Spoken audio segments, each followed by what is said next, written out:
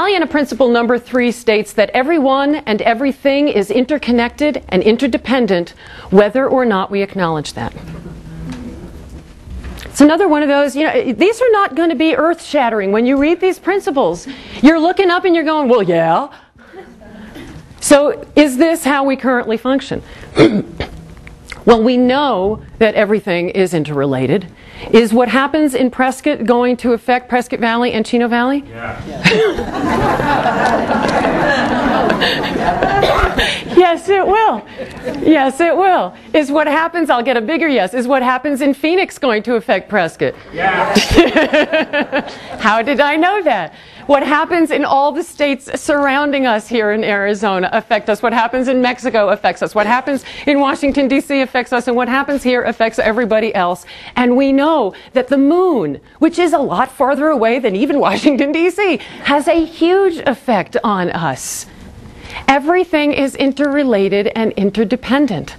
Our organizations each have huge impact on each other.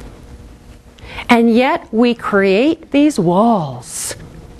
We have got walls between organizations, and then we've got walls between the disciplines of those organizations, so the arts and the environment. Well, we can't really deal with that because that's arts and we're really an environmental group.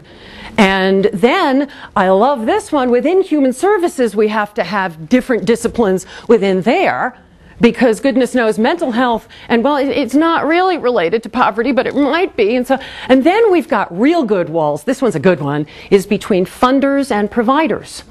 Because that wall also comes with a staircase, because there's that hierarchy where funders certainly don't see providers as peers. It is the rare funder, and we are blessed to have one of them here today, that really understands that we are all doing the same thing, we're just doing different parts of it. But normally that's not true. We've got good solid walls between funders and providers. And then we've got great walls between our organizations and the communities and the people that we serve, work with, come visit us, because we're the experts and we do work for them. And we've got that separation. And I can prove to you that we separate ourselves from our communities in one expression. When we need to really figure out what's going on and get support from our communities and engage with them, what do we call that? We call that going out to the community. Right? Any of you ever said, we need to go out to the community and see what they think, as if we are not they and they are not we. We are all part of the same thing. We are all interconnected. We are all interdependent. And as I say this, you all know that none of you can do any of this alone. When we start talking about creating the visionary change that's possible, organizations always tell us the same thing. Well, we can't do this on our own. And you know what? They're absolutely right. We can't. So if Pollyanna Principle number 3 says that everything and everyone is interconnected and interdependent, what does that make possible? We have power together that we don't have alone.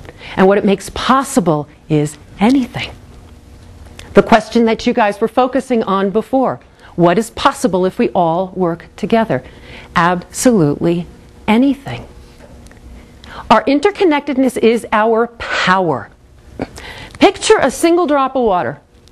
Not a lot of power in a single drop of water. Actually, a single drop of water lands on your hand, you go like this, and it's gone. But if we've got a drop and a drop and a drop and a drop and a drop and a drop, now we got a bucket full of water. We can do something with that. And then we got a bathtub full of water. And then we got a pond full of water. And by the time we're done, we've got a raging river full of water. And is there power in a river? Of course there is. Just ask Hoover Dam, ask Tennessee Valley Authority. We power entire cities, communities, regions with that combination of drops. Here's the fun part about looking at a river, though. Can you identify an individual drop in there? You can't. It is not when we collaborate as individual organizations where this is my turf and this is my turf and this is my turf and we'll do this because it is in our best enlightened self-interest. It's when we lose that and we cooperate and we act as one community that we have got that power and that strength just like that river. So if it is true, then, that we have that power, how do we need to act with each other?